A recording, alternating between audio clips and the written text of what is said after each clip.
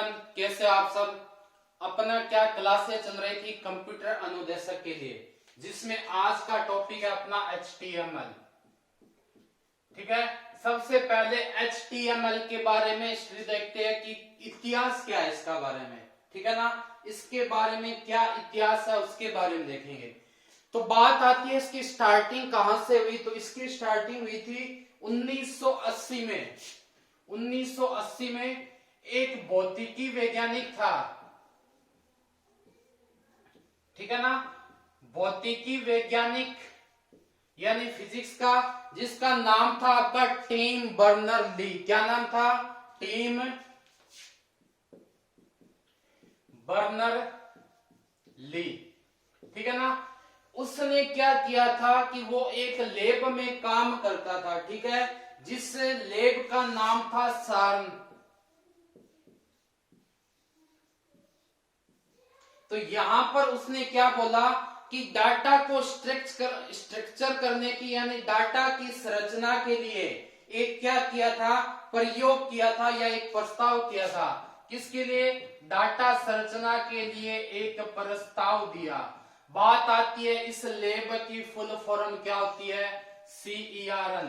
तो याद रखना इसकी होती है यूरोपियन, ठीक है, काउंसलिंग।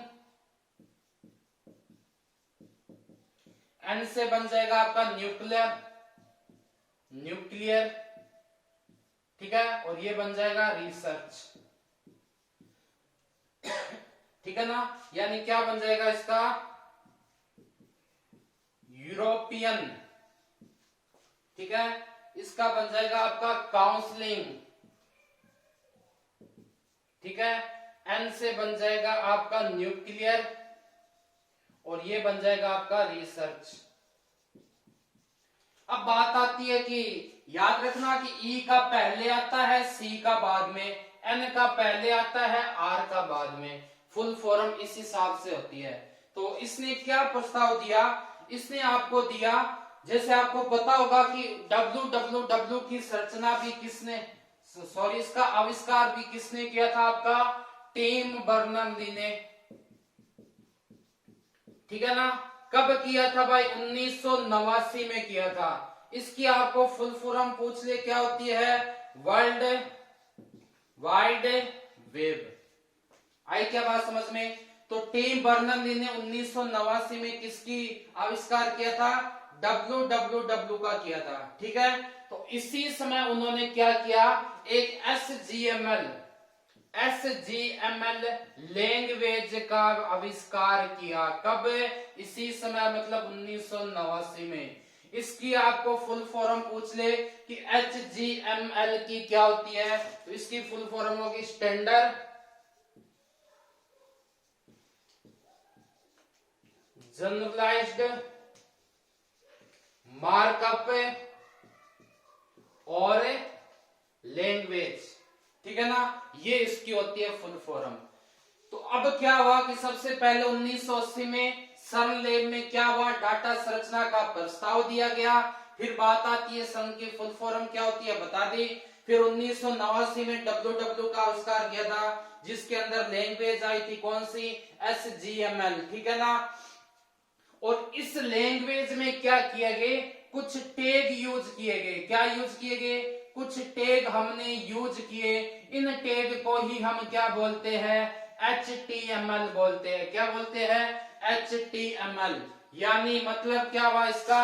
H का मतलब हो गया आपका हाइपर, T का मतलब क्या हो गया? टेक्स्ट, M का मतलब क्या हो गया? मार्कअप, और L का मतलब क्या हो गया? लैंग्वेज हो गया। इसका मतलब क्या हुआ? मार्कअप। हाइपर का मतलब क्या होता है? पेजों का आपस में लिंक होना। पेजों का आपस में लिंक होना। पेजों का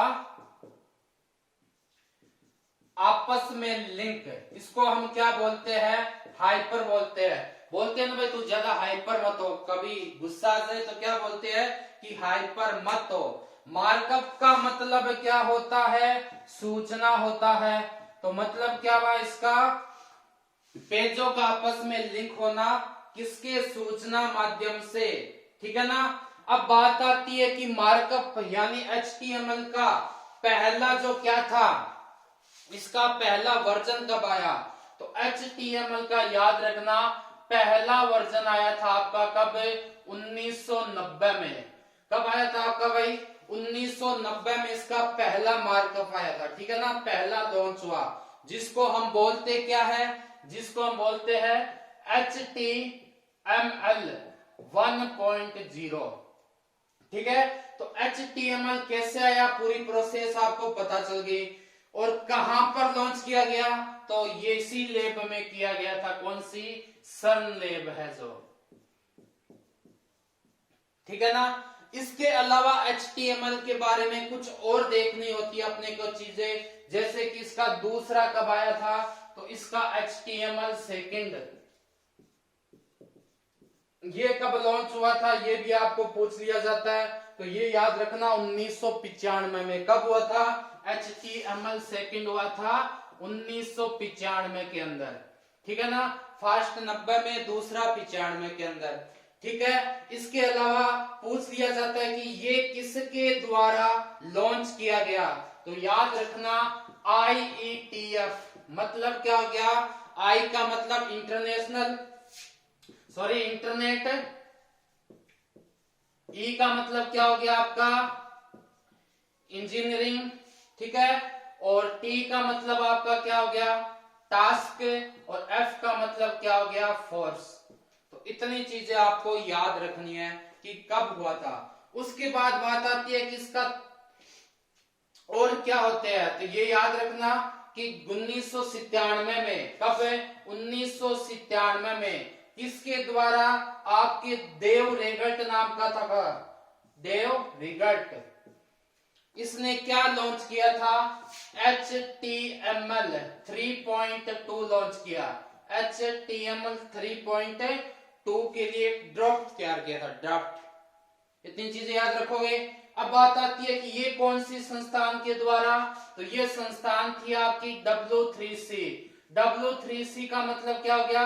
W3 मतलब 3 W हो गए, और C का मतलब क्या होता है? कॉन्स्ट्रोमियम,